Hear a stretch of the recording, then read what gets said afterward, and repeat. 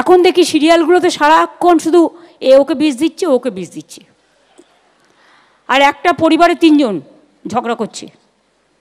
একটা real character তো দুটো ঝগড়ুটে ক্যারেক্টার,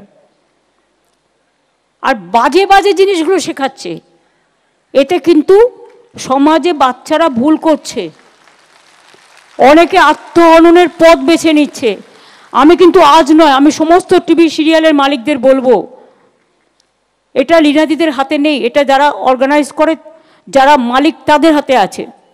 দয়া করে দেখুন, খারাপ কিছু শেখাতে যাবেন না। আর সিরিয়াল বাড়াতে হবে বলে রোজ গুন্ডামি বাড়ান, ভালো জিনিস দিয়ে। কত ভালো জিনিস আছে, কত ইনোভেটিভ জিনিস আছে। তা না করে কি করবে, ওকে বন্দুক গুলি চালাচ্ছে, ওকে ছুরি মারছে। আর এগুলো দেখতে যেই আমি দেখি না, আমি বন্ধ করে দিই।